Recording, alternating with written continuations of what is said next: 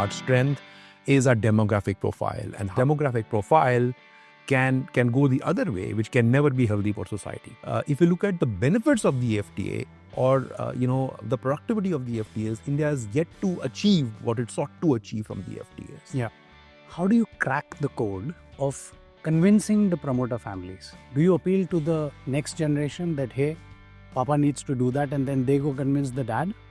Or do you appeal the dad and tell them that this is good for your next generation? We are coming to a stage where now people are more willing to talk about succession when they're hale and hearty, right? Otherwise, it used to be, just talking about succession was a taboo. My father told me on the first day that he was dropping me at office was that you're starting at the lowest level. I was an article clerk, so as to speak, but think of this business as yours. He would actually encourage me to take a DTC bus to one of our clients rather than taking an auto. And that was just to make sure that the firm flourishes, because if the business to which you belong flourishes, you will. We talked of value systems.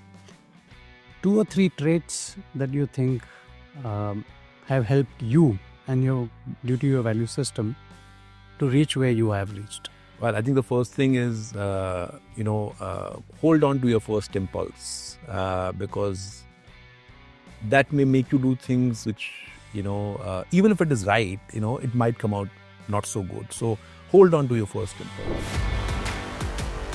Welcome to ET Titan Talks. Our guest today is Sanjeev Krishan, chairperson of PwC in India, one of the most influential voices shaping conversations around India Inc. strategy, mergers and acquisition, and someone who has a deep understanding of the nation's economy. He also understands capital markets and corporate governance equally well. With over 3 decades at PwC, Sanjeev has led some of the firm's most critical mandates, from transactions and private equity to cross-border deals. He's worked closely with global investors and India's largest companies. Before taking over as chairperson, he built PwC India's deals and PE practice into a market-leading franchise.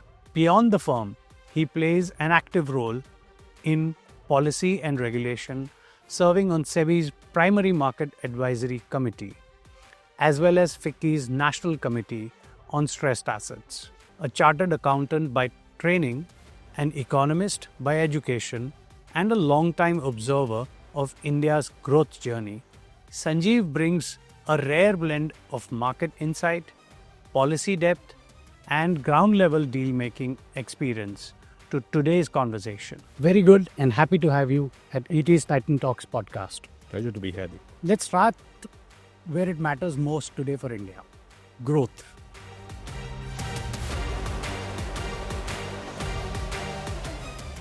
We are today the fastest growing economy. Inflation is low. We're on a comfortable, steady path. But there keeps a doubt that constantly, haunts some of the economists and some growth champions. Is this sustainable? Is our GDP number the real GDP number? And as we head along in this geopolitically turmoiled world, can India continue to clock and be on the fastest growth path? So Deepak, first of all, once again, thank you for hosting me. To the question that you ask, there could be many doubts about numbers and so on and so forth, but there cannot be any doubt that India has been extremely resilient in the face of significant disruptions that the world has faced over the last couple of years, at least I would say now, possibly going back to COVID. It's been remarkable that if you look back at 2025, when there were so many disruptions, India came up with many reforms last year, whether it is on the securities market, whether it is in terms of opening FDI, whether it is in terms of, at the beginning of the year, of course, in the budget itself, when there were significant giveaways to enhance consumption, rationalization of GST rates. So a bunch of those reforms did happen. So it's not surprising to me that India is showing the growth rates that it does. And yes, there can always be question marks about how the mathematics works. But there is no doubt in my mind that if you look at consumption, and India is a consumption-led market, Consumption in the rural markets has certainly gone up. It is certainly showing an upturn. There are numbers which indicate that in the urban markets the consumption may be plateauing a little bit, and I think that's something that one needs to focus on a go forward basis. To me, the large question really is that how will we maintain this momentum? Because the growth that we are talking about in 2025, 26 is almost history now. One has to focus on what will happen in 26, 27. And that's where job creation, employment is going to be the biggest thing. And that will sustain the momentum that we possibly have going into 26, 27. So that's where we need to figure out two things in my mind largely. What are our strengths and how do we make sure that those strengths get amplified? Our strength is our demographic profile, and how do we make sure that this demographic profile is skilled better to be able to do the kind of things which are more value accretive. And I think that's something that we ought to focus a lot more on. Otherwise, that I've said elsewhere as well, this demographic profile can go the other way, which can never be healthy for society. The second one really is, largely we have started focusing on getting a better balance in the composition of our GDP. But with that also needs to be a change in mindset that scale is not bad. For many years we have had this focus that, small is good, which is okay because we were an emerging market. Now we have reached a certain scale of maturity, and I do expect us to now start recognizing scale and the relevance of scale, because that creates efficiencies and economies. And for instance, just take logistics cost. We have got better, but there are miles to go. And I think part of that is because we need to acknowledge scale is good, and we ought to focus on creating efficiencies and productivity.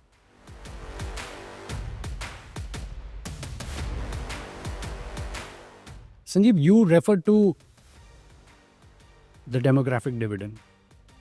A great composition and contributor to this demographic dividend is the Gen Z.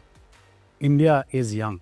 India has huge young population. Even in global level, we have a massive base. To continue sustaining this Gen Z and the demographic dividend to spend like there's no tomorrow, or at least have the confidence to spend.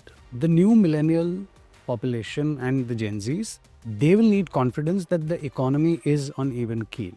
It will continue to grow the way it should be growing. This budget, and I'm coming to the budget because it's just around the corner for us.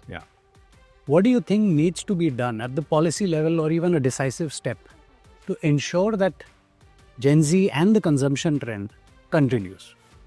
I think one of the things, going back to demographic dividend, is how do we, and I was talking about value added. How do we do more value added stuff, even on the services, which is the biggest component of GDP? And that's where one of the biggest things to me is upskilling of our people, right? We have, there's no doubt about the fact that we have the largest number of STEM engineers which come out of India at this point in time. So even when it comes to the AI revolution, one would think that India has the best chance. But I think it's also important that we keep our skill levels relevant and current to what the needs of business are today. The cost arbitrage that we have on the services side is, in my mind, no longer going to provide the impetus or the value. It might at some levels, but I think certainly it is upskilling. Now, where do we need upskilling? Today, where so much technology disruption coming in, I think we need to make sure that our people are skilled at a higher level. They embrace AI, machine learning, etc., not just by books, but also by practice. And I think that's something which requires some amount of overhaul of our higher education system, the way I look at it. Because today, it's not really trained, or we are not training our people so that they can really come across, nobody knows on day one what he's going to do when he joins corporate life, or he or she joins corporate life. But I think if the education system is overhauled a little bit, made more focused on these engineering elements, etc., which is our strength, right? And which is where best graduates come out of, I think that is certainly needed. And I would say it needs to start with the schools, but also in the colleges. Also, if India has to be the factory on the services side of the world, possibly need to have more foreign education, foreign languages be taught in colleges, etc. Because, for instance, our GCC industry, how will the GCC industry continue to, cater to the world if we only do English? We need to do Japanese, maybe we need to do Mandarin and so on and so forth, so that, we can, the GCC, which is a strength, and I'm talking about amplification of strengths here, we'll come to other things later. And I think that's very critical. Now, if that happens, you ask the question, about consumption. When these people continue to have higher incomes and salaries because they are relevant to the GCC industry or the IT industry or the professional services industry, for instance, they will have greater ability to spend, and that will fire consumption, and the firing of consumption will in turn enable hopefully more private spending to happen, which will supplement government spending, and hence the Indian economy continues to grow. So yes, you are absolutely right. I completely agree with the consumption part, but I think the big pivot is going to be how do we skill our people. And that, in my mind, requires a bit of a rehaul of our education system.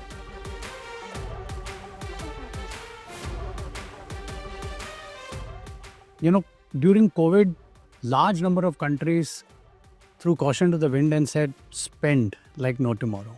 Spend because the economy is going to tank and we need to save it. While India was quite prudent. Today, maybe not as grave as the COVID situation, but we are in a geopolitical turmoil situation. Trade, like I said earlier, has come to a pause. If our exports are going to be hit, already the jewelry section, the sector, as well as textile sector is reeling. Exports are under a question, especially to US. In this scenario, should this budget focus more on getting the economy angle right, not too much get worried about the fiscal deficit number, which the economists would want to, or even maybe be too prudent about it? Because if we are in a situation where there is a bigger risk coming and the trade turmoil ain't going away so soon, or should we still take very, very measured steps and keep a check on the fiscal number more than what the economy needs? So Deepak, first thing first, I think, if you look at the data for 25, it will show that India has begun to diversify its exports, even in some of the very labor-intensive areas, which I completely agree with you that some of the labor-intensive areas will get hurt by the tariffs, etc. But I do believe that India has started to diversify its export basket. So I think that's something which is a good sign to me. It's a very pleasant thing that it's happened already within the calendar. And I think that needs to be amplified as we go forward. I do also believe that there are, again, two elements which become very, very important. We have done a bunch of FTAs already. And I'll come to the question about the budget.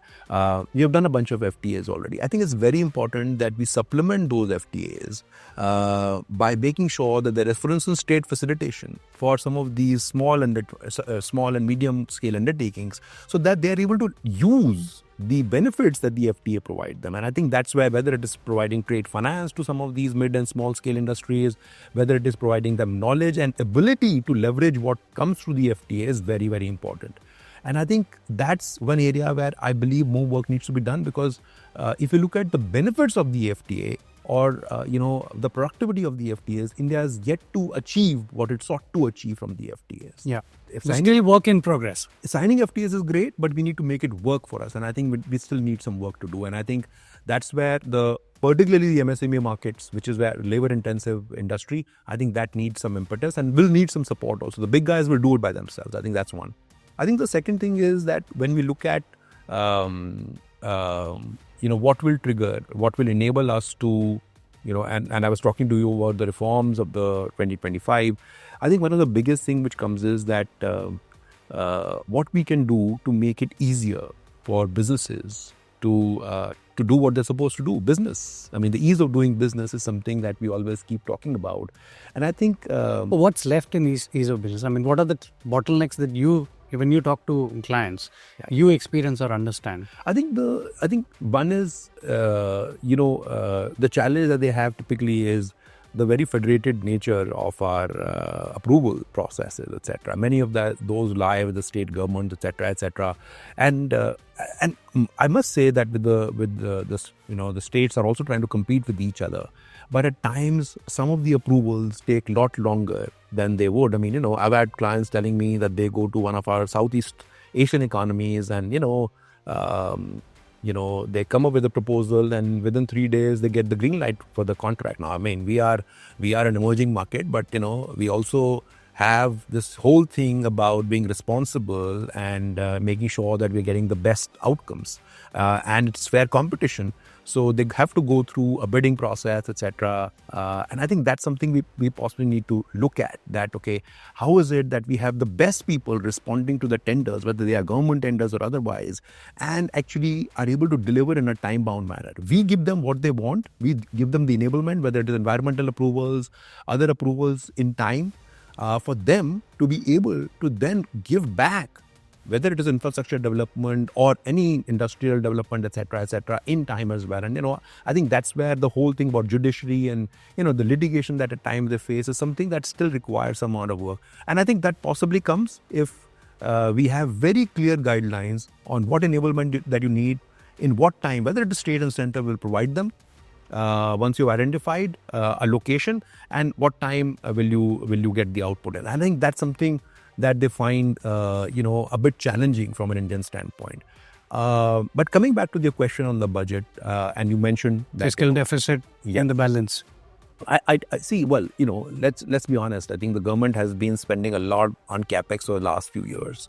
I do believe that we have got to a stage where the government will have to take a view on whether this capex is really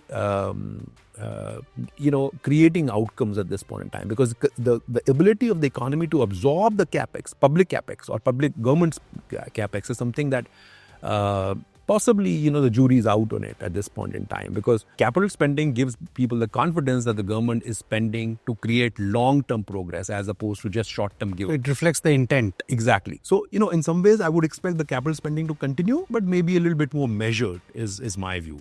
Now, when you do that, you obviously are able to temper the fiscal deficit a little bit, right? I think the other piece really, which clearly is there, is after having given away, some amount of direct tax collections and also rationalization of the GST, how will you make sure that the spending is a lot more productive? And to my mind, it may not be a bad idea because, if you go back a few years, we had said that the debt to GDP ratio is something that we are going to be very, very focused on. It may not be a bad idea to make sure that in the face of all the disruptions that we are seeing, we, maintain fiscal discipline, but, maybe the timelines need to be a little bit eased a bit, etc. So I would expect some of that to happen because the economy needs confidence. As I said, if urban spending is plateauing a little bit, maybe there is just the other day I was noticing the hiring from IT firms has come down from the best colleges, etc., etc. So I think that requires some support at this point in time. And if that means that for a year or so, one has to have more benign collection thought process, so be it. So just like Vodafone has got a moratorium, maybe give fiscal and debt to GDP a bit of moratorium or an extension of targets if required.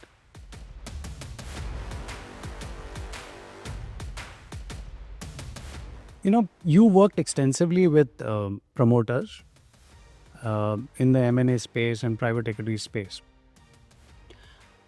How difficult is it to convince them to cede a bit of control and get either M&A or, PE money in for growth? Because with that comes very clearly the risk or the requirement of opening up books, letting others come in, take a peep, and eventually either the PE player or whosoever invests in you will also take you to the IPO path, which means another round of opening up.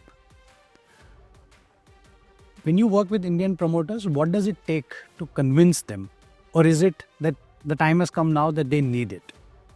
Well, as I said earlier, I think, Deepak, I think the big thing is that how long will you remain small, right? When you are small, in relative sense, in whichever sector you are. So small, the definition of small will be relative depending on which sector you are in. You could do things by yourself with a little amount of debt, etc., which you can raise with the balance sheet can afford, or by your own money, by bootstrapping and so on and so forth. But if the ambition is to scale your business, which will hopefully also get you efficiencies, etc., and productivity, and I can talk about productivity separately, it is very, very important that you have some capital, deployed in your business. But in fact, one of the things that I always keep talking about, two things India needs drastically. One is capital, and the second is, lot more technology transfer. And capital, India is a capital-starved nation. Let me put it this way. I mean, India is a capital-starved nation. We have got over the years, a very schematic way in which private equity, venture money has been coming to India. The domestic capital formation is now starting to happen with so many HNIs and ultra HNIs which are there. But this is something which will continue to be very, very critical. And I think as businesses scale, they realize the importance of taking outside money, whether it is, from any of these venture investors and others, or by themselves. As you've seen, the entire startup ecosystem of India is really, typically owners end up owning anywhere between 10 to 20% because over a period of time they dilute themselves, right? Otherwise, if you go to the traditional mindset was equity is the most costly. So let me take a little bit of debt and grow my business. But if you want to not take a step, just not take a step increase, but take a leap and be relevant and be important and take a little bit more risk, you need risk capital, and which will come from the private equity folks and others. Now, I think it's also very good because of two things I particularly say. One, it creates formalization of businesses and hence the economy, because the formula is good for the nation. Which is good for the nation, right? And the second thing is, when you hold yourself out to a private equity investor, anybody outside, you have to be, let me say, a lot more trustworthy, right? So from a governance standpoint, it enhances How do you build this trust equation between the investor and the investee? Yeah, it's been, I think, this is now almost the seventh business cycle that I'm seeing, and I can see the evolution. Back in the mid of 2000s, if I may call it so, there were few incidents between investees and investors, which really shook up the world from a governance standpoint. And from there to today, yes, even today there are incidents. And there are enough rogue promoters who take the P players for a ride. Yeah, but I think you're right, Deepak. I mean, how much of a due diligence you do, there are promoters. Oh yeah. We can always come up with fanciful ways of doing the wrong thing. But I think people have realized and acknowledged that if they really want to scale, if they really want to have the confidence in the ecosystem, then it's better to build that trust with anybody. Why talk about only risk capital? Even debt providers, even banks and financial institutions, you need to be trustworthy vis-a-vis them elsewhere, because whose money is it? It is public money that they give to you, whether it is term loans or working capital loans and so on and so forth. So I think the trust equation today is, I would say, at a far better level than it was, let's say, in the early 2000s, right? When, the venture capital money started coming in. And I think this will only grow. And they also see the private equity investors and risk capital providers also helping them operationally and otherwise to grow, whether it is to get them, to speak to their global investees, etc., whether actually getting their operating partners to work with them.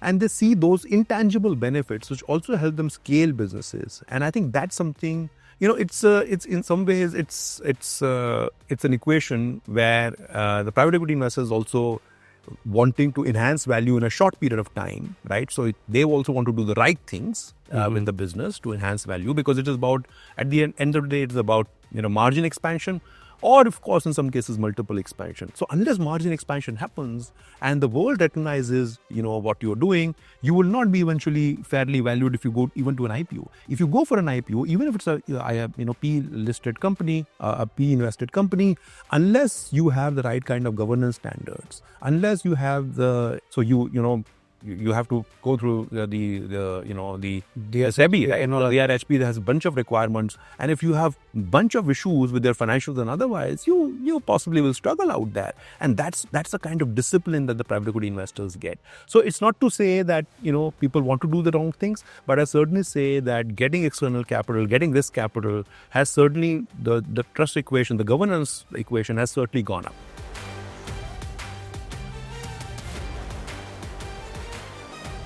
This brings me to the next question, and this is something that the younger folks at PwC and maybe competing organizations and consultancies would want to know. How do you crack the code of convincing the promoter families? Do you appeal to the next generation that, hey, Papa needs to do that, and then they go convince the dad? Or do you appeal the dad and tell them that this is good for your next generation?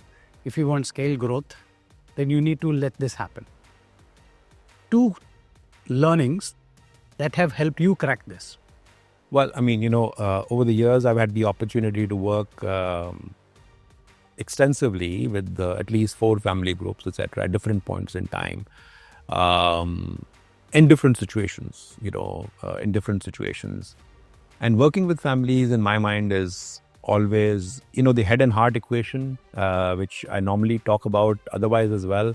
But again, it gets amplified in these discussions. And for me, when I worked with them, and even some others that I've had the opportunity to consult, the first thing that really has been to figure out, not to speak much, but to observe what the motivations of different family members are. Some, of course, as you said, might have aspirations which are different from the previous generation, etc. And somebody else might want to just preserve value.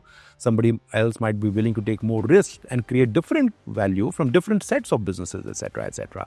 So you just need to sit back and observe the aspirations, the motivations, the energy levels that they bring to business and the ideas that they have. And then, in some cases, it is the heart equation that you need to get out, because if you want them to do different things. But what do you go first for, heart or the head? Well, it has to start with the heart. With the heart, right? You trust. Unless that happens, like we were talking about trust. Unless you can be trustworthy, families could be very close, right? They've been doing what they've been doing, and they've been very, very successful in creating the value that they've already created. To win the heart, observation and being quiet and silent is the first thing, or maybe important thing. Observing. What else? And observing is the first thing. What comes next? And then the thing is that when you observe people, etc., you are able to actually build an equation with them by actually getting to the human side of things, right? And telling them that you are no cat's whiskers, you are equally human. Maybe you have different kinds of job. You're showing them the mirror. Well, honestly speaking, it works most of the time, but sometimes it does not work. Some people are way too close. Sticking truth to the power, so to say. Some people can be very close to that kind of a discussion. But I think I can also see that more and more people are opening up, because they also realize that their traditional business models are going through a disruption. The disruption could be one of the very big reasons why it's helping. Any learnings from some of the failures that you would have encountered in doing these deals? Well, I think two learnings which I've had, particularly from a failure standpoint. One is lack of agility and not moving fast enough, etc., to integrate businesses, or to acknowledge that there is somebody else who's now also going to be watching out on me. So you do this stuff in the old ways, etc. So you don't change your ways. I think the second one is largely succession, right? Many families do not get succession right. We always talk about, they don't plan for it, or they don't think it's necessary. I think we are coming to a stage where now people are more willing to talk about succession when they're hale and hearty, right? Otherwise, it used to be, just talking about succession was a taboo at times. And now I think more and more families do talk about it, etc. More and more promoters do talk about it, that, okay, if I have 2 kids, or 3 kids, etc., how would the succession happen, etc., who does what, etc. But let me just add that, it's very important to, in some of these discussions, to understand what is the owner's agenda, as I call it. because the owner's agenda could be different from the operator's agenda. Okay. Right. And I think So that's important to understand. that acknowledging that difference, that what is needed for business as opposed to what is needed for the family, and they could be at time divergent, right? And I think you have to figure out how do you converge those so that business does not lose value, and yet the family and the family owners or the family members get what they wish to. Skill of deal making. Yeah, I mean, it's an Delicate art. And let me just say, we keep learning all the time. I mean, since we're talking about failures, I keep learning. I mean, there's things which surprise us even now, because at the end of the day, there's a lot of emotion which goes into some of these discussions. There's a lot of empathy that you have to exhibit. Few things that artificial intelligence can't do.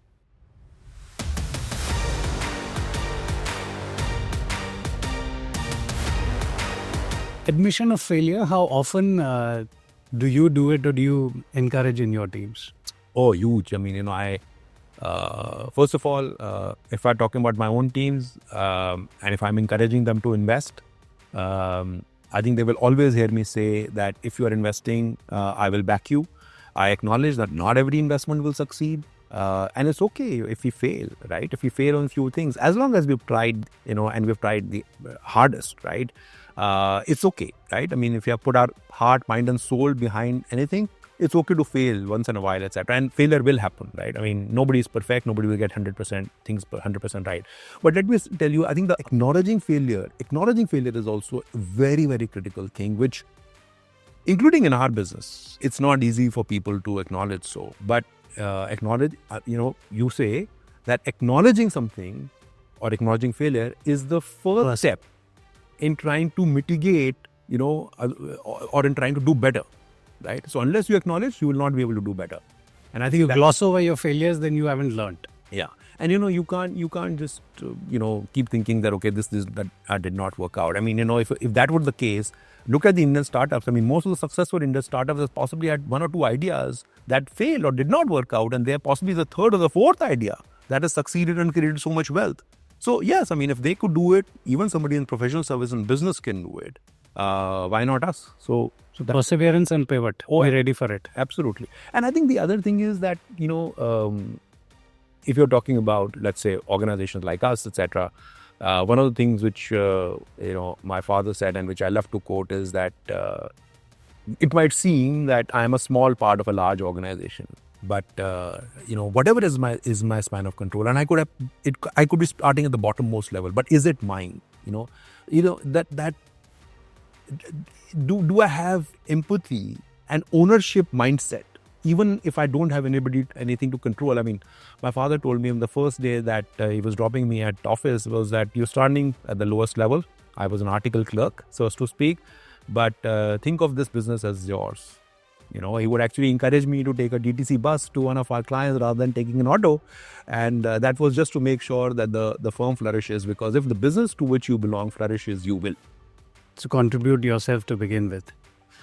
How do you get this to be learned, taught at a firm? Empathy, right? I mean, these days with us on gadgets all the time, etc., one-to-one conversations or just conversations with people is very, very important, because otherwise, yes, all of us would be disrupted. What's happening in cricket, what's happening in business and so on and so forth. We are always on gadgets, but can I get that one-to-one time with them, have a cup of coffee or whatever? Take time out for that. And figure out what they are thinking, because everybody is going through, there is so much of impatience. Now, how do I get that impatience into energy and channelize it well is a challenge that we have. And that requires connectivity, that requires empathy. To do it at scale and institutionalize is a tough job. It's not easy. Let me just say it's not easy. I acknowledge that.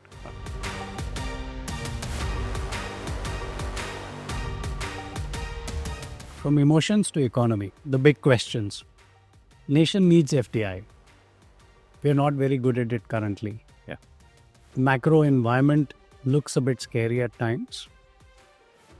What does India need to do to set in motion and build confidence in the investor community outside to come and bet on India? So I think, FDI numbers, the gross FDI numbers actually are okay. But yes, you're right. The net of the FDI numbers don't look so good at this point in time. But those, if you look at it also for good reasons, people actually took money away, which means that they had confidence in India. India gave them good returns and they took money away. So yes, I agree the net FDI numbers don't look great, but the gross FDI numbers are not bad, largely based on private equity and new energy and renewables and so on and so forth. So yes, I think India could do better. First, I have mentioned it already in some other context. I think just ease of doing business, right? I think that's very, very critical. Secondly, is that how do we respect foreign capital? For instance, since you're talking about foreign capital, there could be many who would create a situation that most recently there was a judgment that came in by the Supreme Court, and that you could create a fear psychosis. The Tiger Global Flipkart deal. Yeah. Right. But in some ways, I think that's a specific matter, right? I mean, obviously there are laws of the land, and you respect the laws of the land and work with the laws of the land. There is no need to create a fear psychosis that because of this happening, 20 other things will happen. I suppose they won't happen. Is there a perception that India thereby needs to build and work on? Because court judgments like this can set a fear or a cat amongst pigeons that, hey, not everything is hunky-dory, things can go in retrospect. I mean, we're still reeling from the Vodafone case, right? And India is now having to do the moratorium and do the heavy lifting. India owns so much of Vodafone today, right? The government. So is there a perception also that sort of gets impacted, and that's where we need to work on that? That is why it is very important to connect with the international investing. I do believe that the government of India has been doing a great job in reaching out to them, conversing with them, talking about what's changing in India. Whether you look at everything that's happening on the services side, but even more importantly, what's happening on the efforts on the manufacturing side. And see, I mean, if you look at it, 25, as I was saying, was a year of reforms. Just look at the labor reforms, which have finally been codified. I think that's a huge step, because we keep talking about land, labor, and litigation as the three biggest challenges. Now, one of them has been solved. Land, obviously, is a state subject. It will require, but again, technology can solve a lot of that for us, etc. And of course, litigation, we again briefly spoke about it, that how that's an area. One of the other areas is, things like IP protection, for instance. And I think there are again some improvements that we have made. But the fact that, first of all, my assets will be safe in India, right? And that I will be able to create value in India is very, very important. And one of the things which I think we ought to do a little bit more is that there are a lot of, businesses, global businesses, like a Swiss engineering business, I don't want to name them, or of course nearby home, the Japanese auto manufacturer, which have done really well over a period of time, and they've continued to invest in India. I don't think we celebrate some of these businesses as well, right? Because yes, starting off, if not thank them, celebrate them, because yes, it may be a bit hard to start off because of the very federated nature of the Indian governance. But once you taste success, these are people have not only stayed invested but have invested more in India over a period of time. And if you look at it, the valuations that they command in India on Indian stock exchanges, a very significant proportion of the value amount of IPO. I mean, Hyundai did an IPO. That tells you great confidence that they have in India. Absolutely. And they've unlocked value globally. Absolutely. Right. So they've been able to make a killing. Yes, it took them great amount of years, investment, patient capital maybe, but it helped. But yeah, celebrating some of those will possibly work towards the perception. Certainly.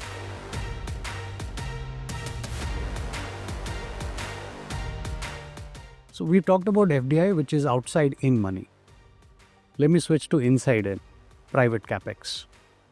What lags it? The finance minister has urged time after time at various occasions that private capex needs to come in. Indian promoters and Indian businesses need to do more and invest more. What are two things that they are looking for which will build this confidence? What is lagging?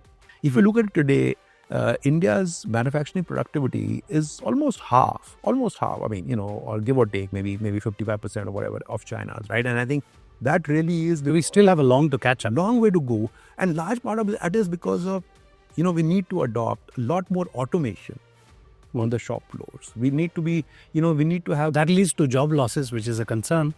Well, it's when you embrace scale and you sort of upskill your people, etc. Use them for different things. you're bound to do other things. Because today, if I'm doing X and tomorrow I'm going to do 5X, I will still need more people. So something has to give. So in some ways, I think that adoption of automation, adoption of technology, etc., needs to be enabled. We keep talking about how do we scale, and I think if you have to scale the manufacturing industry, and your question was private investment, I think the factor cost is something that we need to look at. I mean, yes, labor cost is one thing, but cost of power, cost of logistics cost, as I said, has come down, but it's still we are uncompetitive when it comes to the global supply markets. chain. The second piece is that are we going to look at clustered development as opposed to putting up a factory anywhere? I'm not saying that we do that. So build ecosystems across the nation. Exactly. So that I have the entire, Which helps productivity, I presume. that's the point, that you have a cluster in wherever you have, everything is nearby, so that the logistics cost also goes down, and you can be far more competitive. And that requires, yes, I'm sure that there will be those who will say that okay, it will result in unequal development because all the development will go be around faster. pocket. But I think you have to create an ecosystem, because we have seen that once that development starts, all the ancillary industry also gets enabled, and then slowly it grows. I mean, Gurgaon is a great example. Right. Last two questions. One on AI, which is the big daddy in the room.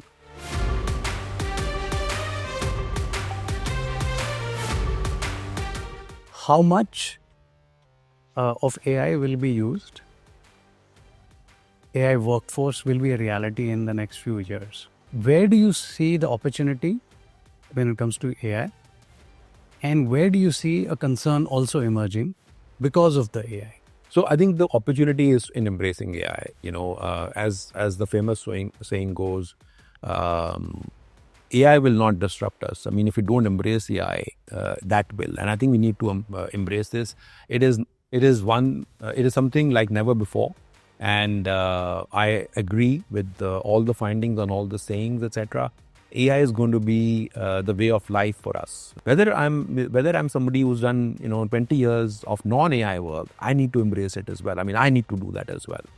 If there are efficiencies which are coming in through these agents, etc., how do I become more efficient and spend less time reading my emails because somebody else can do it for me and do a draft response, so that I can spend time on stuff that is more important. So at times we are averse to change, and I think aversion to change for anybody, whether it is a mature entrepreneur, whether it is a business person, etc., because I want to do the same thing the same way, is the biggest challenge. And I think I need to embrace AI. The second thing I would say, and you mentioned I think we need to figure out ways and means to make AI trustworthy, because I think we all know that AI could hallucinate.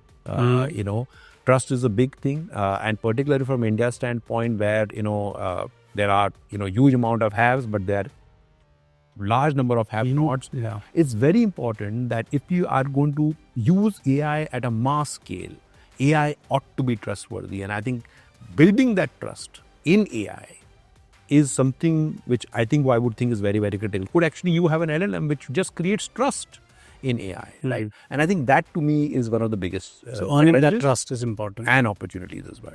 In all of this, how do you plan to take PwC India ahead? What is PwC India planning for and gunning for? So I think for us,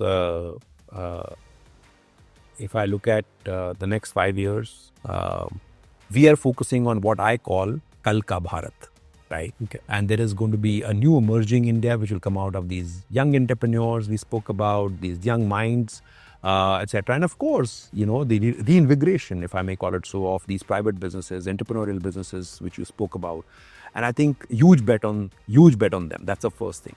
The second one really is on making sure, and they will need multiple things. This business segment will need multiple things, whether it is adoption of technology in the first place, whether it is, as we spoke about, succession and so on and so forth, whether it is capital, whether it is, creating efficiencies in those businesses, enterprise transformation, etc. thereafter. So they will need a bunch of things. We haven't even spoken about things which can destroy value like cyber and so on and so forth. So we do believe that focusing on this client segment itself will create huge opportunities for a firm like ours. And that's one of the big pivots.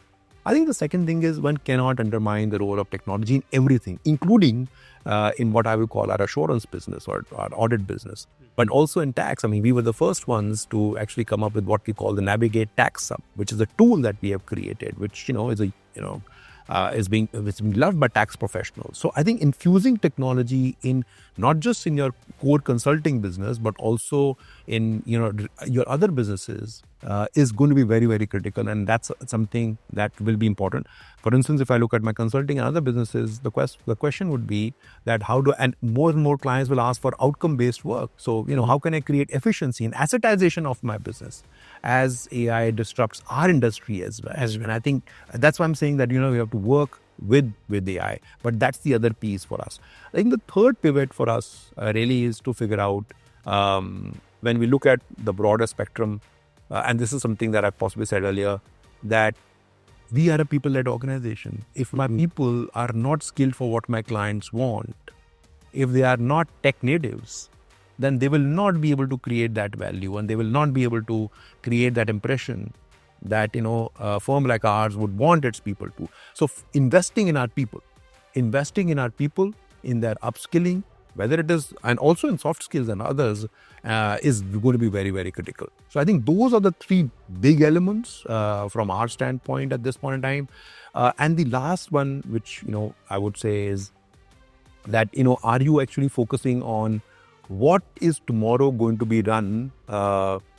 Because India, we always say there is a huge amount of focus on what we call managed services and operate side of the house. What is going to become commoditized? Run that in a very different scheme of things, and something which is very value accretive and very important to you, where we need to get more and more senior people run that in a different. Get that balance right. So get that balance right. Right. Fair enough. Thanks so much. We'll come to the last 3 to 4 quick questions. It's called the rapid fire round, inspired by Karan Johar. Right. I'll ask you quick questions, and whatever comes to your mind. Don't take too long, if possible. An answer in 1 or 2 words or a line at best. To run an efficient organization, what comes first, or how do you rank in terms of priority? Policy, people, profit? I think people has to be first. Policy comes later, but I think execution, I would say actually more execution. Profit is going to be the outcome of the two. Right.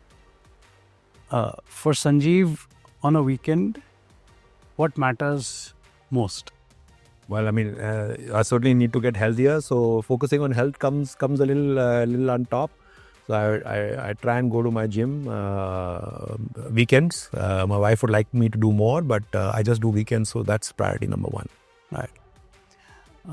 Between work, health, family, how does one juggle them and get them right? You're asking all difficult questions because I don't do such a great job at it. But I mean, in my mind, if your mind is not at peace, otherwise you can't get the best outcomes at work. So whether it is actually family is a big enabler, which enables that to happen because they absorb a lot of your nonsense, if I may call it so.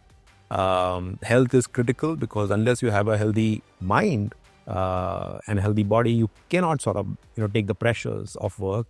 So again, to me, those two are critical. Not that I do the best job, but those two are the critical ones. And if those are sorted, the outcome at work is good. Right. We talked of value systems. 2 or 3 traits that you think have helped you and due to your value system to reach where you have reached.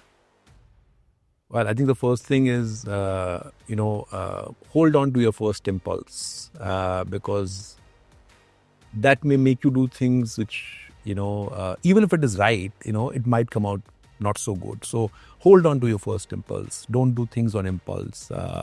Let it pass. Let the moment pass. If you feel, agitated or too excited or whatever, it could be good, both happy or, otherwise. So let the first impulse pass. And I think that's very, very important. The second one is, I would say, patience and perseverance because, to stay in one organization for 35 years, You're a lifer. Yes. Yes, I mean, I'm proud of that. And, I think it's all owed to the firm that I spoke to the firm, my mind as to what I wish to do, wanted to do different things over different point of time, and being open and transparent.